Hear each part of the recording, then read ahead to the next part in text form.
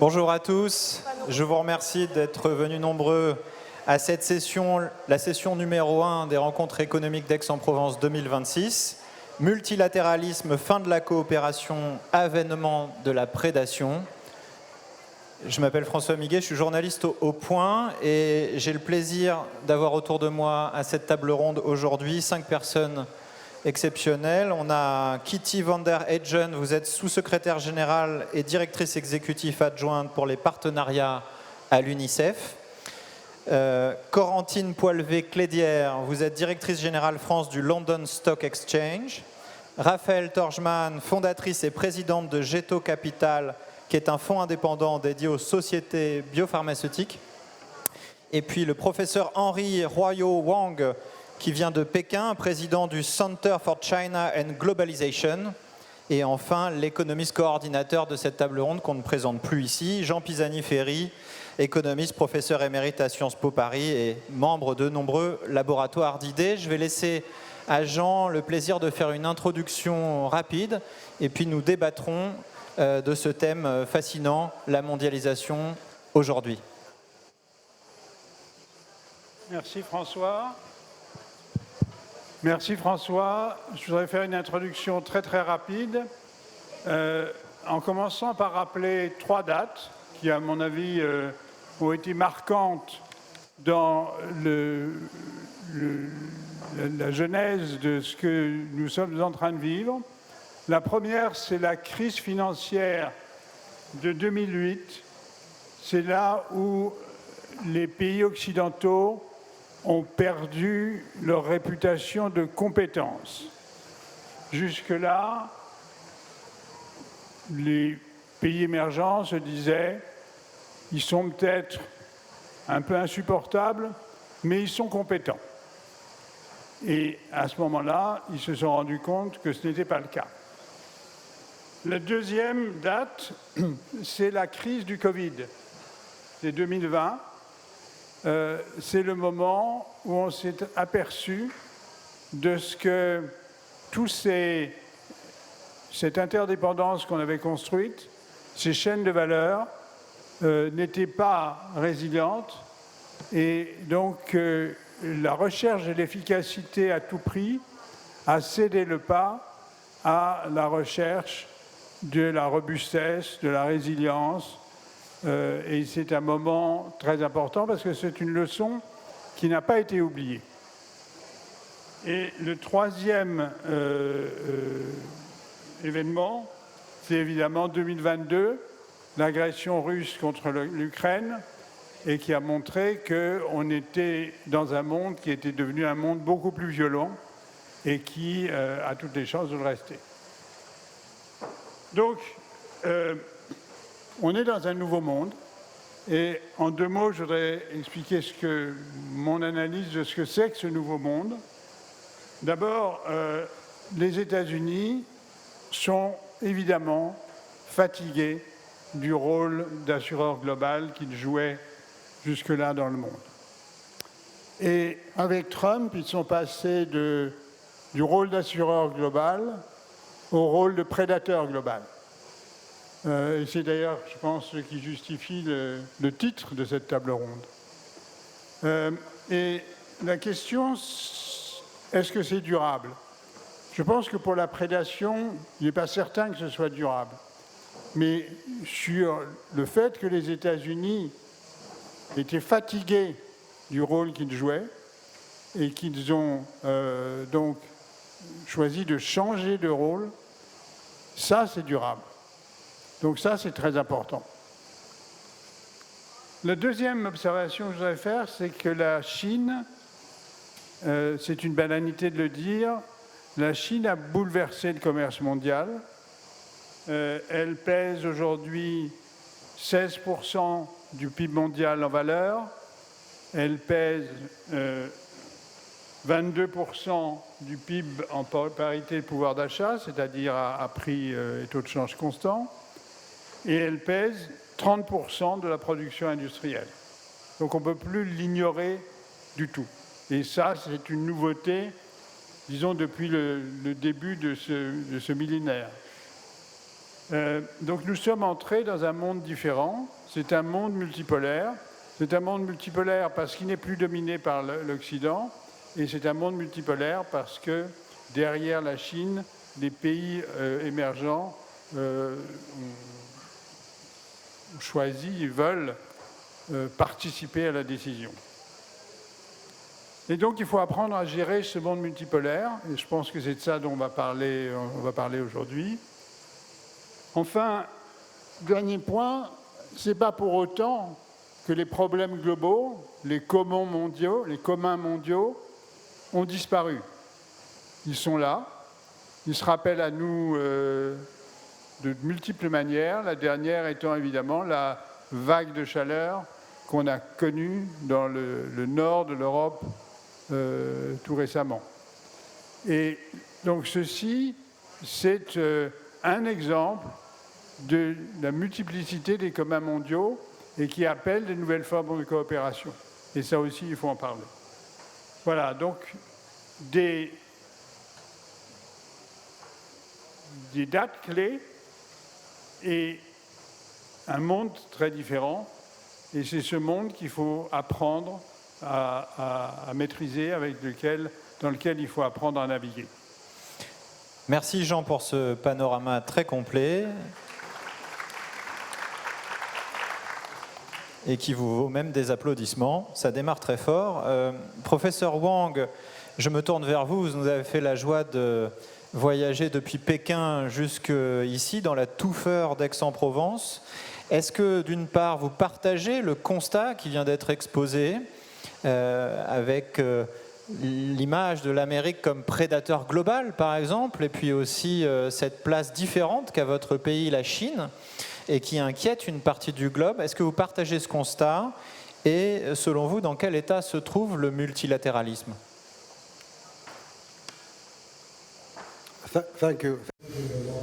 Merci beaucoup, monsieur le modérateur. Je suis assez d'accord avec les commentaires du professeur Pisani-Ferry. Comme nous le savons tous, nous vivons dans un monde multipolaire. Ça, c'est quelque chose qui est déjà une réalité. Mais ce que je peux vous dire, depuis les 81 ans que le système Bretton Woods existe, nous avons connu beaucoup de succès dans le monde. Le PIB mondial a augmenté fois 40. On a connu une multiplication fois 40 et le commerce mondial a été multiplié par 400 en termes de dollars. Donc il y a une évolution qui est quand même là. Le professeur Pisani-Ferry a parlé de la crise financière de 2008, il a parlé de la pandémie de Covid en 2020. J'étais ici à cette conférence en 2022, quand la Chine était encore confinée.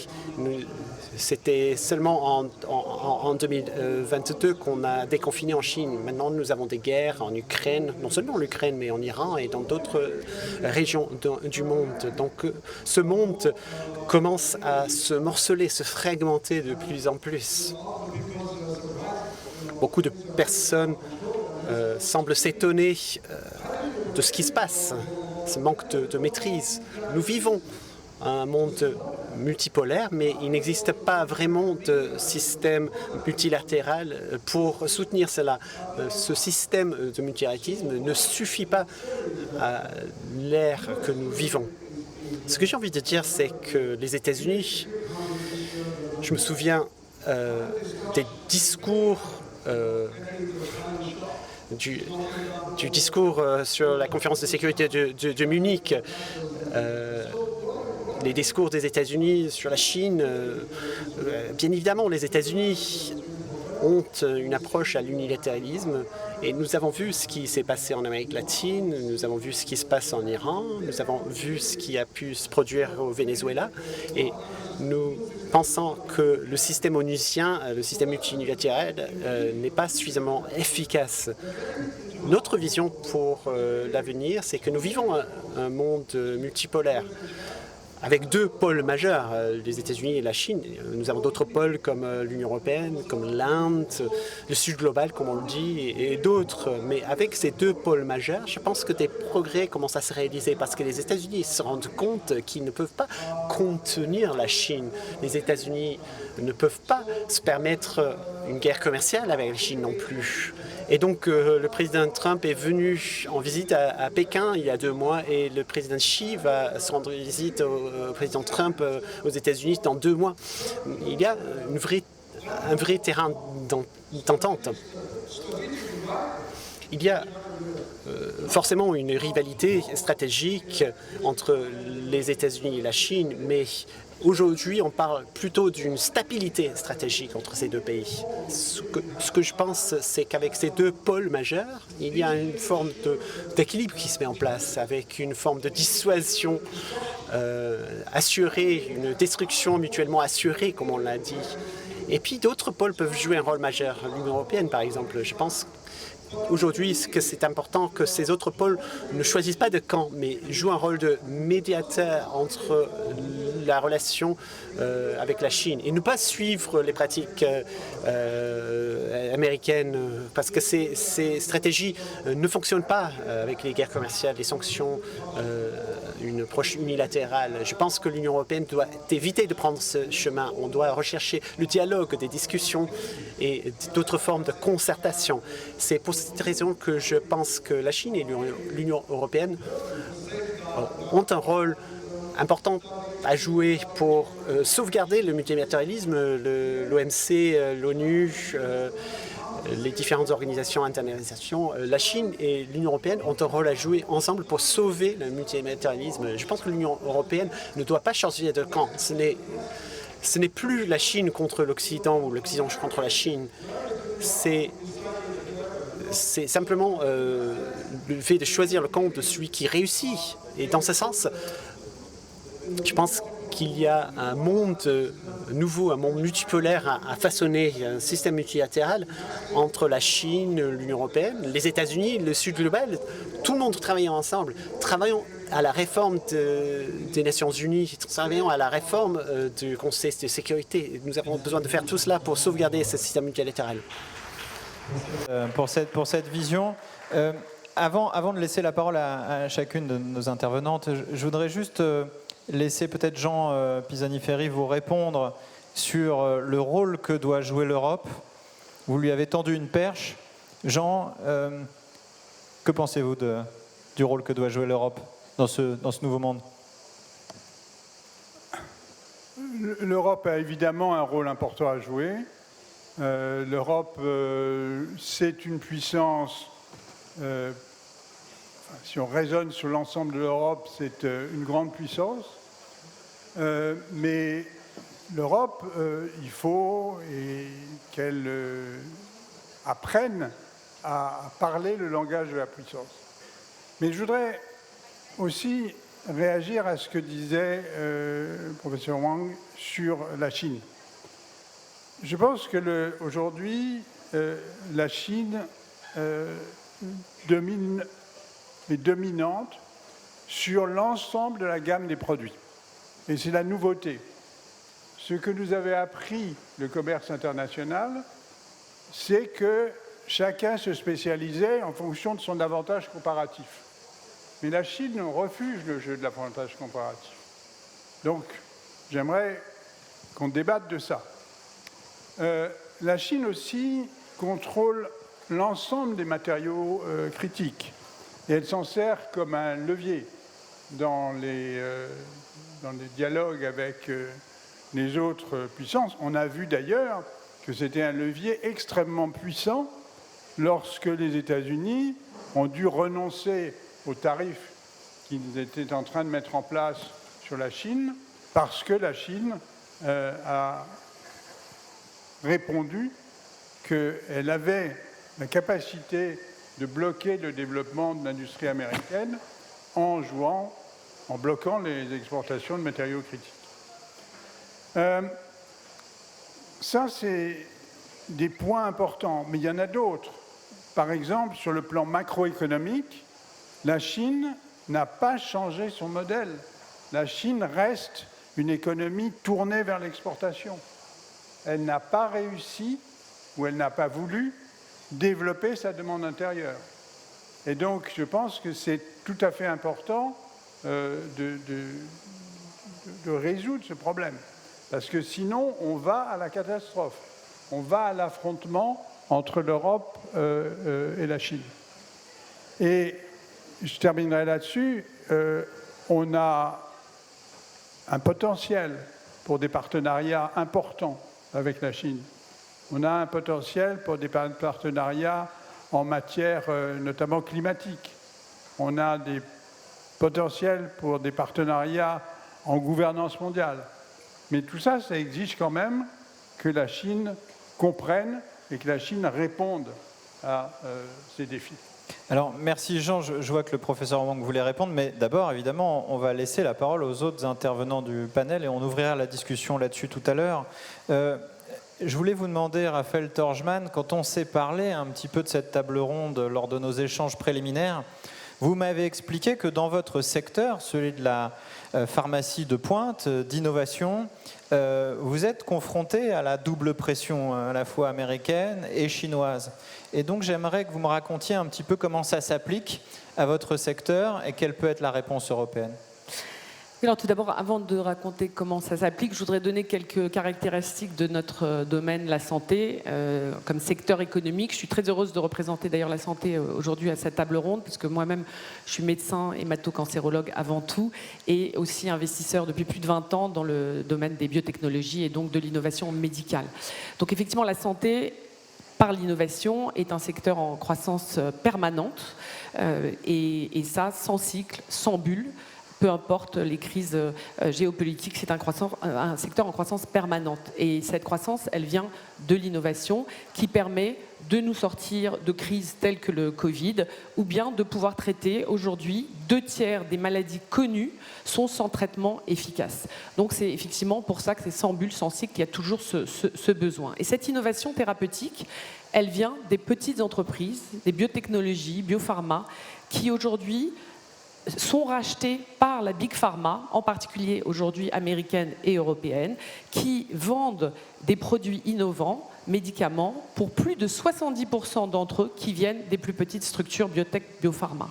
Et les pharma ont besoin en permanence d'externaliser leur R&D et de racheter ces sociétés qui sont seulement en développement, pré-commercialisation, pour remplir leur portefeuille de produits médicaments, puisque ces médicaments innovants vont perdre leur brevet et quand ils deviennent génériques, il y a une chute drastique de chiffre d'affaires. Il est estimé que d'ici 2033, les pharma vont perdre jusqu'à 400 milliards de dollars de chiffre d'affaires par an et ce, concentré sur 200 médicaments.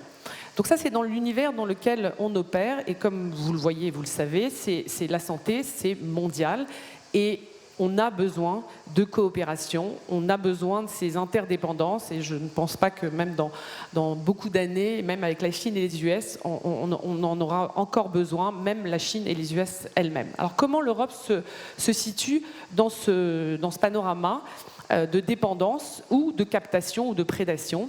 L'Europe, effectivement, se retrouve pressurisée entre les États-Unis et la Chine.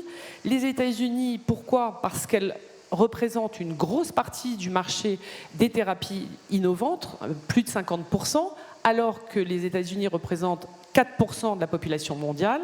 Donc elles ont ce gros marché par les prix des médicaments qui sont plus importants, mais aussi par l'innovation qui se passe beaucoup aux États-Unis et qui fait qu'avec ce marché, elles font levier, voire je dirais même chantage, pour avoir de l'innovation sur place aux États-Unis, des énormes investissements pour les usines, etc. Et c'est cette dernière année, en 2025, il y a eu 400 milliards d'investissements par la pharma pour être sûr d'avoir accès au marché américain. Ça, c'est les États-Unis. La Chine. Alors la Chine, effectivement, elle est compétitive et elle ne se refuse aucune technologie, sauf que pour l'innovation thérapeutique, finalement, elle a craqué cette technologie seulement récemment, probablement la dernière qu'elle n'avait pas craqué jusque-là, parce que si vous vous rappelez, en 2021, le vaccin contre le Covid n'était pas bon, Et depuis 3-4 ans, la Chine a finalement récolté les fruits de ce qu'elle avait investi massivement dans la santé et l'innovation médicale depuis 20 ans, sur un plan stratégique bien précis, qui s'étend jusqu'à 2030-2050, très très prometteur, et ils ont juste exécuté, investi, simplifié la réglementation, et aussi la recherche médicale et le développement vont 3 fois plus vite et sont 2 fois moins chers. Le résultat de ça, c'est que 35% des médicaments innovants approuvés l'année passée, en 2025, viennent de l'innovation chinoise, approuvée y compris aux États-Unis. Il est prévu que d'ici 2030, ça sera 50%. Donc l'innovation chinoise est là et elle devient nos propres médicaments. Donc comment s'en sort l'Europe dans tout ça? Plutôt que de continuer d'être victime et complice quelque part, comment potentialiser, faire fructifier nos atouts, parce qu'on en a, et surtout ne pas continuer aussi à décrocher. Si je prends les différents maillons de la chaîne de la santé et du médicament innovant, en commençant par la matière première qui est la recherche et développement, les médicaments innovants aujourd'hui viennent encore pour 30% d'entre eux de la recherche et développement européenne. Donc c'est encore significatif, néanmoins ça a décroché, 50% il y a 10 ans. Et donc il faut absolument continuer d'investir dans cette recherche et développement européenne pour aussi contrôler l'innovation sur place. Et nous, c'est comme ça que Géto Capital a levé 1,6 milliard pour pouvoir justement financer cette R&D, et y compris avec des investisseurs étrangers qui ont compris l'opportunité européenne en R&D. Le deuxième maillon de la chaîne qui va avec la R&D, qui est très important, c'est l'intelligence artificielle. L'intelligence artificielle, aujourd'hui, s'applique à beaucoup de domaines, en particulier en santé, peut faire des progrès déjà immédiats sur l'accélération du développement et de la commercialisation, augmenter les chances de succès aussi. Et c'est comme ça que des acteurs européens et français comme Dassault Systèmes ont choisi comme 3e secteur, après les avions et les voitures, d'aller dans la santé et dans la digitalisation, et de pouvoir permettre justement d'accélérer cette recherche. Néanmoins, en Europe, il faut absolument simplifier tout ce qui est RGPD et surtout, au-delà de simplifier, ne pas le défragmenter pour pouvoir avoir accès aux data et utiliser ces data pour alors appliquer l'intelligence artificielle et être compétitif. Le 3e élément très important de la chaîne de valeur, ce sont les essais cliniques qui permettent de développer les médicaments et d'aller à la commercialisation et donc aux patients. Et donc il faut absolument continuer de les faire en Europe pour accès aux patients et maintenir l'innovation et la contrôler en Europe. Les essais cliniques en Europe ont encore une bonne position qui est aujourd'hui 3e, mais là aussi l'Europe a décroché. La Chine commence évidemment à prendre aussi de la place au niveau des essais cliniques. Et donc là, il faut s'inspirer de pays qui sont meilleurs élèves, si je puis dire, en Europe, comme l'Italie ou l'Allemagne, l'Allemagne en fait, qui fait des incitations au prix si vous recrutez des patients allemands, ou la Pologne, qui est un très très bon pays, aussi classé 9e dans les essais cliniques, parce qu'ils sont beaucoup plus efficaces et moins chers. Le 4e élément, c'est l'industrialisation. Il nous faut des usines. Et donc des usines, ça se construit sur le long terme, et il ne faut pas juste faire des usines du Doliprane ou d'autres médicaments comme ça, il faut faire des usines, des produits innovants avant même la commercialisation, en prenant certains risques, en investissant pour pouvoir être justement indépendant sur ces futurs médicaments. Et enfin, le nerf de la guerre, c'est évidemment les capitaux, le financement, qui est un outil évident et important de souveraineté et qui permet de financer des fonds avec des tailles importantes. Il faut des fonds au moins de 1 milliard pour pouvoir investir des gros tickets sur l'innovation européenne de qualité et permettre de nouveau ici de contrôler cette innovation. Et ces fonds, il y a eu des fonds de fonds, des initiatives très encourageantes, sûrement pas suffisantes, comme l'innovation, le scale-up européen avec tous les États membres, ou quasiment tous les États membres, qui a permis de faire des gros fonds. Donc à l'heure des prédateurs, il est urgent que l'Europe prenne conscience que la santé, ce n'est pas un coût seulement, c'est un investissement, et qu'ensemble, entre pays européens, en collaborant, en investissement dans la R&D, on pourra obtenir le trio gagnant, c'est-à-dire plus de richesse économique, l'indépendance, ou en tout cas relative, et les bienfaits sociétaux. Merci beaucoup, message très clair. Et merci pour ces encouragements de la salle. Corentine Poilvé-Clédière, vous avez évidemment le regard du monde de la finance sur ce nouveau monde plus compliqué, peut-être aussi plus brutal.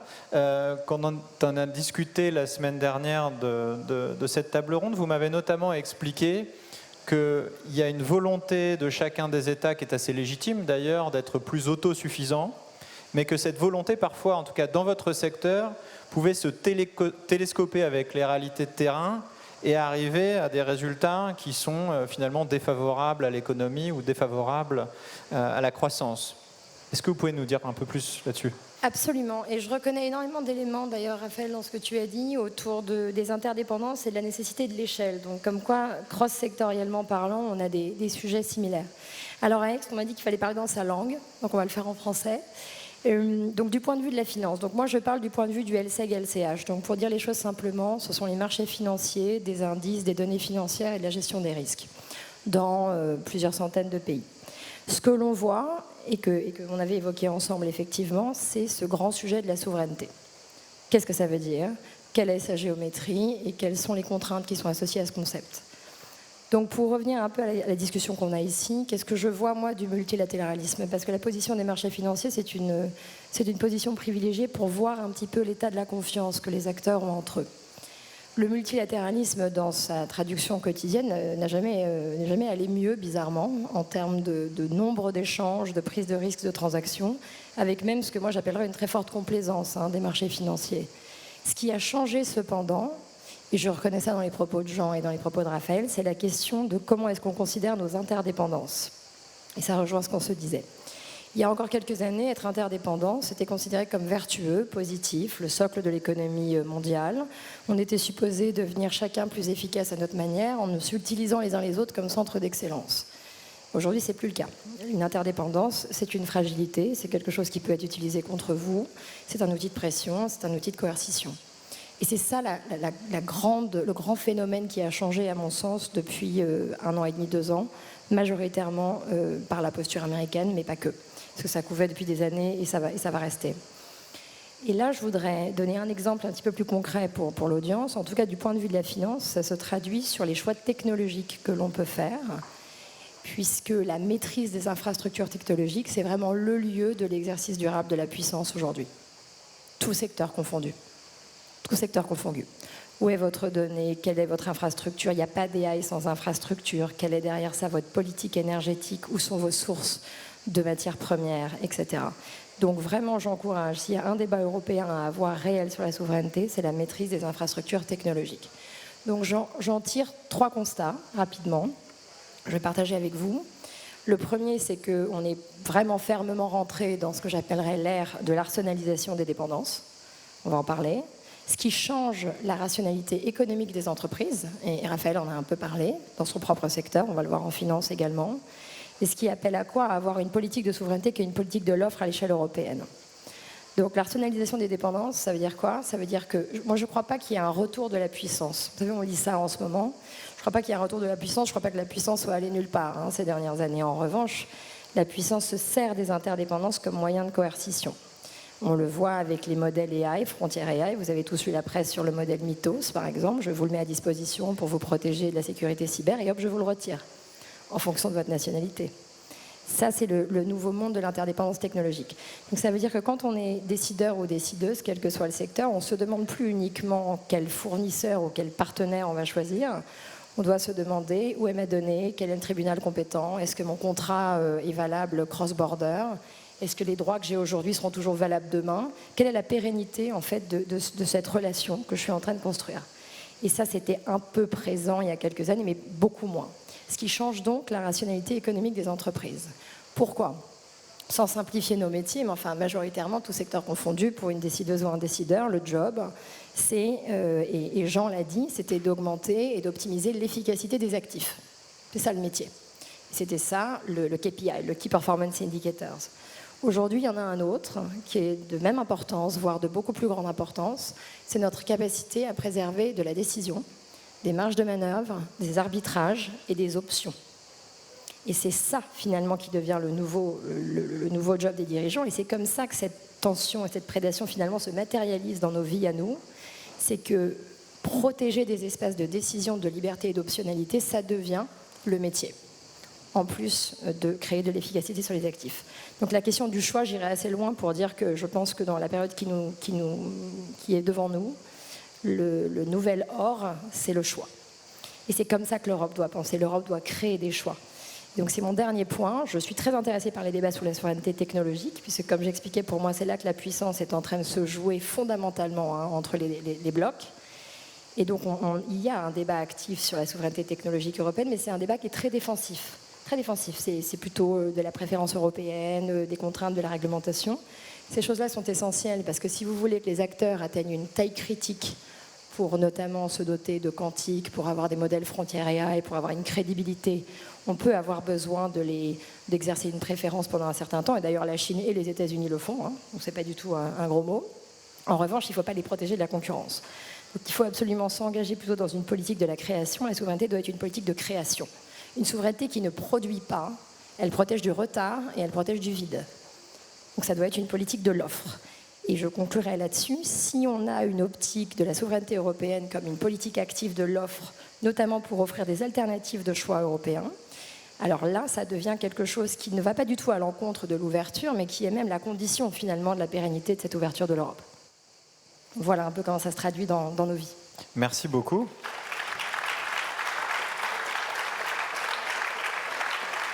Alors, Kitty van der Heijden, vous avez une vision qui, je pense, est très complémentaire de ce qu'on vient d'entendre. Évidemment, c'est la vision de l'UNICEF. Ce nouveau monde, au fond, où les interdépendances subsistent, c'est tout de même un monde où il y a des tensions grandissantes et parfois des chocs importants. On pense par exemple au choc sur le détroit d'Ormuz récemment. À chaque fois, vous constatez à l'UNICEF que ça a des impacts non mesurés, d'ailleurs dont régulièrement les décideurs qui sont à l'origine de ces mesures n'ont pas pris en considération au moment de la décision sur les enfants, et notamment sur les enfants dans les pays africains. Est-ce que vous pourriez nous expliquer un petit peu ça? Thank you, and I think we've done.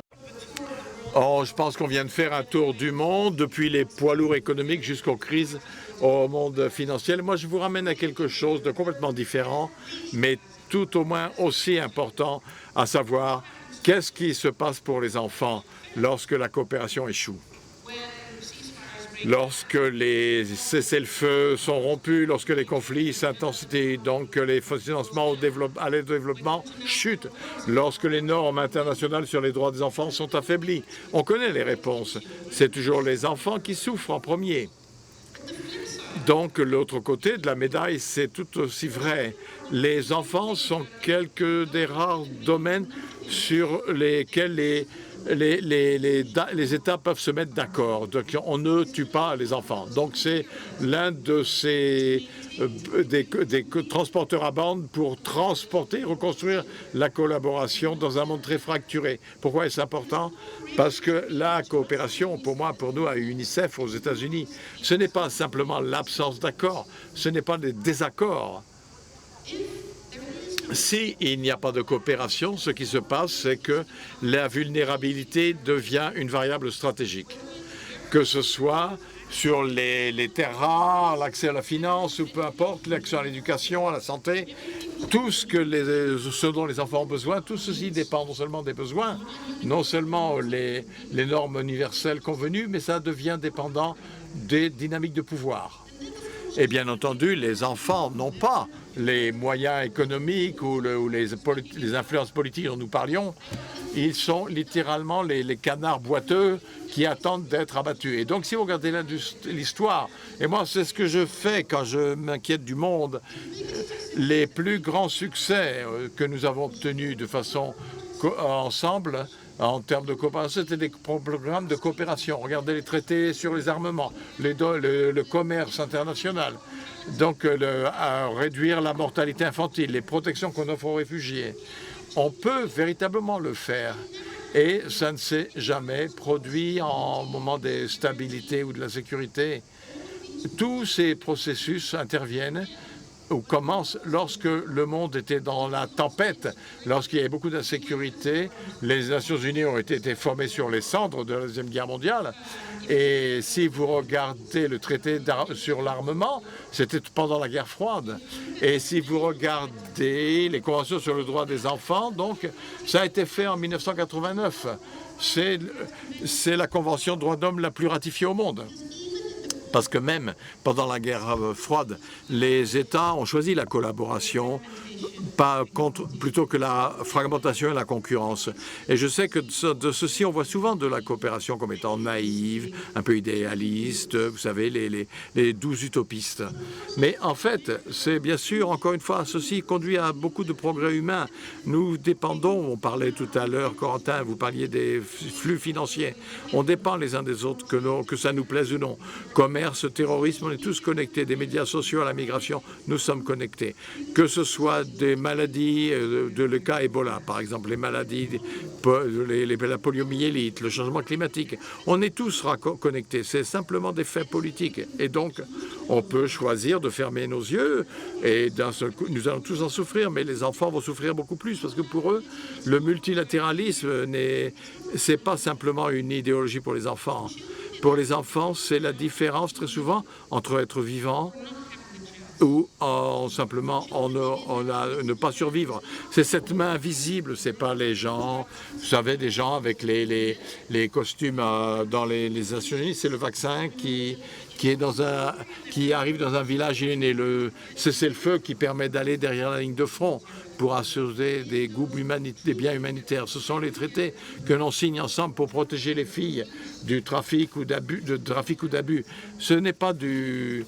Et c'est peut-être que mon dernier mot, je dirais, c'est que je pense que dans des temps tels que ceux-ci, où la fragmentation devient la norme et la coopération est toujours perçue comme le point faible, nous avons montré dans le monde que nous n'avons pas besoin d'être pessimistes. Nous avons montré dans le monde en temps de tempête que l'on peut en fait travailler ensemble. Même au moment de la crise ukrainienne, on a eu l'accord sur les céréales pour protéger l'Afrique. Donc notre quête, c'est de continuer à trouver des passerelles, continuer à trouver non pas les points où nous nous divisons entre les grands et les petites puissances, mais regardez les petites puissances, les enfants, parce que c'est ceux qui ont besoin de votre protection et de votre collaboration. Merci.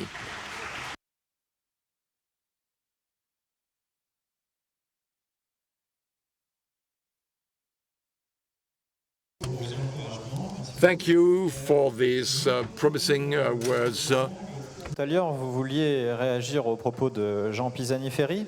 Et je voulais vous dire ceci. Aux États-Unis, finalement, les choses sont assez claires. Quand on se rend aux États-Unis et qu'on parle à des interlocuteurs américains, la Chine est un adversaire qu'il faut contenir au mieux, qu'il faut combattre sinon. En Europe, elle est peut-être au même titre d'ailleurs maintenant que les États-Unis, considérée comme un pays potentiellement prédateur aussi. Jean Pisani a évoqué les surplus. Il y a aussi la question évidemment du soutien indéfectible de la Chine à la Russie dans le cadre de la guerre en Ukraine. Et donc je voulais vous donner la parole sur, pour vous, le rôle de la Chine et cette vision que peuvent avoir d'autres pays, dans l'Ouest principalement, sur la Chine, qui peut être une vision plus complexe, parfois même colorée négativement. Thank you. Merci, oui. Je pense que ce sont des très bonnes questions. D'abord, vous avez dit que les États-Unis vont traiter les Chinois comme un rival, bloquer, contenir la Chine. C'est faux, c'est l'erreur. Vous savez, la Chine représente 20% de la population mondiale et nous avons 800 millions de personnes. Nous contribuons à 21% du GDP du monde. Et c'est la plus grande pays commercial. Donc la Chine, bien sûr, apporte du bien au monde, bénéficie au monde. Donc ce n'est pas bien de contenir ou de bloquer ça, mais les États-Unis également, depuis Trump, réalisent que la Chine est également peut avoir une stabilité stratégique constructive à maintenir. Donc il y a un bascule de la rivalerie à maintenant à Trump 2 qui est peut-être une sorte de stabilité stratégique, premier point. Ensuite, vous avez mentionné précédemment la Chine, comme quoi il y a, bien sûr, nous recevons beaucoup de plaintes contre la Chine, on parle les terres rares, etc. Mais n'oubliez pas que qui a d'abord armé. Il ne faut pas armer la technologie, il ne faut pas armer les puces, il ne faut pas armer les bandes de données. Donc, la Chine a 2000 entreprises sur la liste de sanctions des Nations Unies. Donc, également sur la liste européenne. La Chine a répondu, en fait, à certaines mesures, bien entendu. Mais la Chine est déjà résiliente. Elle peut... Hank Paulson récemment a parlé la Chine a réussi à une destruction mutuellement assurée. Donc, pour arriver à cela, voilà. Et si vous voulez contenir la Chine, l'Europe va se heurter elle-même, donc va subir elle-même. Donc, nous devons convaincre l'Europe de ne pas faire cela. Bien sûr, il y a des plaintes sur la Chine, sur la surcapacité industrielle, etc. Vous savez, en fait, Airbus, par exemple, 70% des Airbus ont été vendus hors de l'Europe. Personne n'en parle de la colonisation d'Airbus.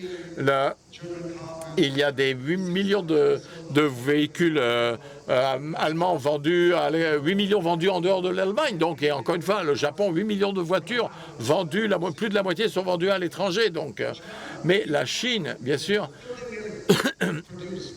à 13 millions de produits. Donc, 6 ou 7 millions sont vendus hors de la Chine. C'est moins de 20%. Et sur ces 20%, 20% sont faits par des multinationales. Tesla, par exemple, BMW et autres, d'entreprises internationales qui sont basées en Chine. D'un seul coup, objectivement, donc, on a réfléchi à ces questions. Mais la Chine veut investir en Europe, aux États-Unis, en Amérique latine, mais n'était pas autorisé à le faire parfois. Donc il y avait des restrictions. Donc lorsqu'on veut investir plus en termes de technologie, capitaux, création d'emplois, pour générer des revenus fiscaux, donc je pense que ce qu'il faut faire, et c'est ma recommandation, il faut nous débarrasser de la globalisation géopolitique. Il faut poursuivre une globalisation fonctionnelle économique. Travaillons ensemble sur le changement climatique, travaillons ensemble sur la santé mondiale, sur le développement mondial, sur nous débarrasser de la dette globale ou des rivaleries. Et ignorons les rivaleries géopolitiques. Les États-Unis ont changé un petit peu cette rivalité, cet esprit de rivalité, mais pourquoi pas les Européens aussi? L'Union européenne a arrêté également cette réflexion de rivalité, parce que la politique européenne envers la Chine, c'est de la coopération, de la rivalité. Passons à la coopération d'abord, plutôt que de la rivalerie au début. Donc, je voudrais d'abord dire, pour conclure, que la Chine fait de très bonnes choses. On a parlé de l'IA. Par exemple, je pense que la Chine est également le premier pays à dire non-utilisation nucléaire russe en Ukraine. Donc ça, c'était vraiment pas d'armes nucléaires devraient être utilisées sur le théâtre militaire contre l'Ukraine. Et la Chine ne veut pas fermer tous les canaux, d'avoir un dialogue de paix. Donc, on a parlé avec près de 44 ministres des Affaires étrangères pour arriver à une solution pacifique entre l'Iran et d'autres régions belliqueuses. Pourquoi ne pas simplement regarder le futur?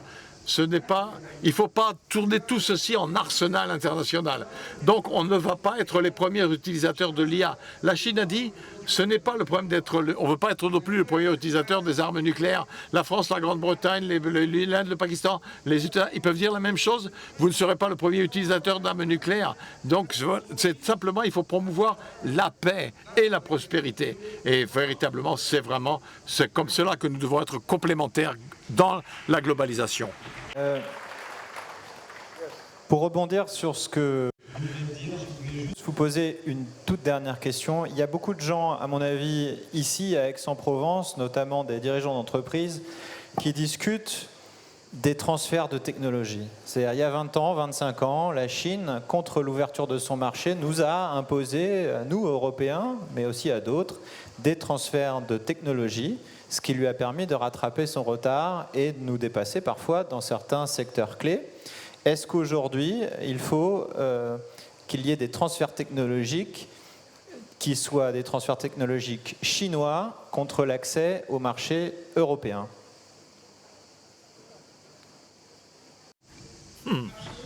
Oh oui, je pense que c'est une bonne idée. Toutes les multinationales, même l'Union européenne et la Chambre de commerce allemande a fait une étude. Toutes les entreprises veulent bien sûr construire en Chine. Ils maintiennent leurs investissements. McKinsey, bien sûr, a écrit un livre qui a, bien sûr, rentrer dans la Chine, c'est le meilleur endroit pour toutes les multinationales. Faire un marché vous entrez sur un marché énorme, et donc quels que soient tous les domaines, on peut collaborer avec la Chine. La Chine voudrait, bien sûr, faire des investissements, bien sûr, des transferts de technologie, bien sûr, mais il faut un bon environnement politique. On ne peut pas être agressif envers la Chine et puis lui dire ensuite venez nous donner de la technologie. Donc il faut d'abord une bonne relation de confiance. D'abord, établissons les rapports de confiance. Et une fois qu'on aura fait des rapports de confiance, on fera des affaires ensemble. Comme les pays africains de l'Amérique latine, etc. La Chine est le seul pays du monde qui annonce que la Chine va exempter les taxes dans 53 pays africains, les droits de douane sur 53 pays africains. Donc c'est quelque chose que la Chine peut faire pour l'Europe et ailleurs, ça, il n'y a pas de problème. Mais donc, et dans les pays occidentaux, y compris bien sûr le Sud global. L'a dit tout à l'heure, aujourd'hui nous sommes dans un monde où les interdépendances sont connues et les grands États qui maîtrisent des leviers importants, des goulots d'étranglement, n'hésitent plus à s'en servir pour servir des desseins géopolitiques. Il y a l'exemple évident des métaux critiques, qui est un levier pour la Chine. Il y a celui de la dernière intelligence artificielle d'Anthropic, qui a été interdit par les Américains pour les Chinois, et même à Hong Kong. Moi, je voulais vous poser collectivement cette question. Quels sont aujourd'hui les leviers que maîtrise l'Europe qui sont d'égale importance et qu'elle pourrait utiliser dans un cadre de tension vis-à-vis des États-Unis ou de la Chine. Voilà. Est-ce que nous, en Europe, on a quelque chose qu'on peut utiliser qui soit équivalent à un Mythos 5 ou aux métaux critiques? Peut-être Jean Pisani-Ferry, si vous voulez répondre à cette question un peu difficile. La question est difficile, mais la réponse qu'on peut donner, c'est qu'on a ASML, l'entreprise qui a le monopole du design des chips, et c'est un monopole mondial, de fait, et on ne s'en sert pas. Donc mais on peut s'en servir. Donc moi je sors de cette discussion plus inquiet que je n'y étais entré, parce que je pense que quand je suis entré, je pensais qu'on pouvait trouver des modalités, on pouvait discuter des modalités de coopération, et je m'aperçois qu'en fait, on ne mesure pas le coût en efficience des rivalités et le coût en efficience de l'arsenalisation, comme disait Corentine. Et ça, c'est très grave, parce que le jour où on bascule, on a beaucoup de mal à en sortir. L'expérience historique montre qu'on a beaucoup de mal à en sortir. Quelqu'un d'autre, peut-être Raphaël Torgman, sur ces leviers? Tout simplement, l'atout majeur qu'on a, c'est qu'on est 550 millions ou 450 millions d'Européens. 450 millions, enfin en tout cas la plus grosse population. Donc déjà rien que ça, c'est un atout. Et quand on regarde en plus les projections sur la baisse de la natalité, y compris en Chine, en Chine il y a autant de fécondation in vitro par an en Chine que dans le reste du monde, parce qu'ils font énormément d'efforts pour augmenter la natalité. Et l'infertilité est un problème majeur, et le nombre de naissances. Et donc il est prévu que d'ici, je crois que c'est 2100, en Chine, s'il n'y a pas d'effort, vous serez 450 millions d'habitants. Donc ça, rien qu'en ça, c'est une puissance qu'il faut leverager. D'accord, entendu. Mais je crois que la démographie américaine est très bien orientée et qu'il y a 1,4 milliard d'Indiens aussi. Et bon, je ne sais pas si... Corentine, Poilvé-Clédière? Oui, malheureusement, et on en parlait avant, on n'en a pas 100. Hein. Le seul qui compte fondamentalement, c'est l'accès au marché, ce qui est plus ou moins ce qu'on a dit. Hein. C'est l'accès au marché, c'est avoir une intentionnalité très stratégique sur les endroits où on s'insère dans la chaîne de valeur, notamment de l'AI. On n'a pas eu le temps de beaucoup en parler, mais le vrai sujet de l'AI, ce n'est pas un sujet applicatif, c'est un sujet d'infrastructure. Donc c'est un sujet de politique énergétique au final. Et la mixité de la politique énergétique de l'Union européenne est très intéressante dans ce sens-là. Si tant est qu'on s'empare d'un sujet sur lequel on est complètement en dehors, c'est l'accès au cloud. Il n'y a que 15% des entreprises de l'Union européenne aujourd'hui qui utilisent le cloud. Donc, en moyenne, si on simplifie, pas de cloud, pas d'AI. Hein. Et elles utilisent un cloud qui est américain. Elles utilisent un cloud américain. Très majoritairement, en l'absence notamment de standards de cloud pan-européens acceptés comme souverains et autorisés pour les entreprises systémiques. Ouais. Donc, AI, cloud, politique énergétique. On a beaucoup d'ambition sur l'AI. On a une bonne politique énergétique, on est complètement en retard sur le cloud. Ces trois éléments-là vont ensemble et on peut le faire pendant qu'on contrôle l'accès au marché. Très bien. Kitty van der Heijden, vous, comment vous voyez les pistes d'amélioration de la coopération malgré ce paysage qui est un petit peu déprimant? Question à $1 million.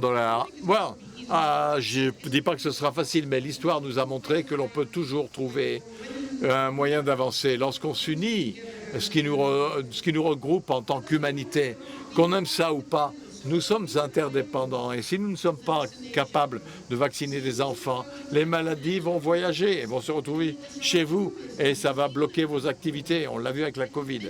Et beaucoup d'entre vous seront des parents ici. Qu'est-ce que vous faites quand vos enfants n'auront pas accès à l'éducation, à la santé, etc. D'accord? Donc, le désespoir qui suit, on n'a pas réussi à aider des enfants. Et donc, ceci renforce l'instabilité et la peur. Et donc, ce que je veux que vous gardiez à l'esprit aujourd'hui, c'est que plus les enfants sont fragiles, plus le monde devient fragile. Et bien sûr, ceci mérite tous les investissements, que ce soit dans le commerce, la finance, dans la pharma, ou que vous soyez un individu, on sait que ça peut être fait. Merci. Je voudrais tous vous remercier, tous les 5, parce que c'était vraiment une table ronde très intéressante. Maintenant, on va essayer de se dire qu'on passe à la pratique. Peut-être que l'année prochaine, on viendra avec de meilleures nouvelles sur un monde avec un peu plus de coopération qu'aujourd'hui, un petit peu moins fragmenté, qui sait. Merci beaucoup.